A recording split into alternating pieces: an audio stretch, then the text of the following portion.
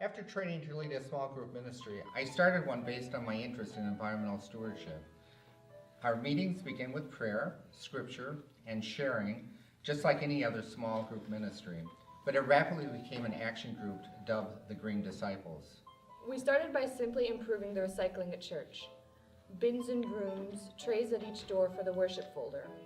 But each change to recycling was a learning experience for church members, and now the church has its own recycling dumpster.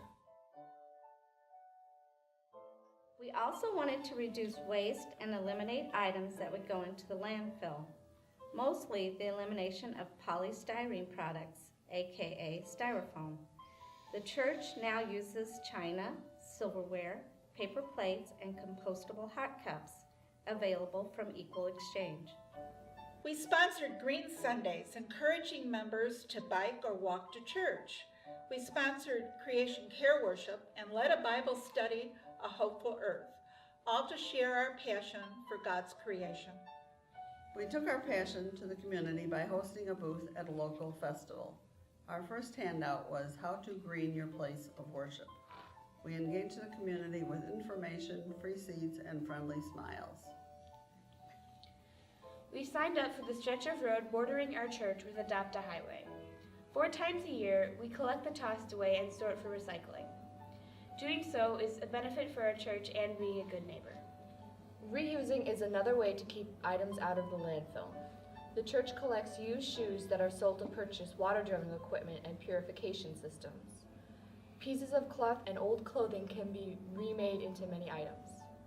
Putting together a list of sustainable practices will ensure green practices by the church long into the future.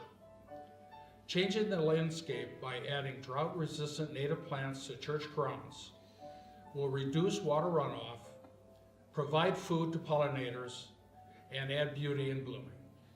Energy conservation is key to a sustainable future for the church. Alternate sources of energy such as wind, solar, or geothermal should be considered as aging equipment needs to be replaced.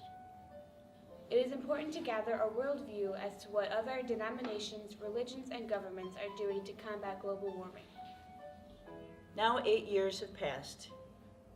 So much has taken place, but so much more can be done. Teaching God's holy word should include responsibility for God's holy earth. We need to go forth and teach disciples how to care for the earth as they transform the world. Amen. Amen.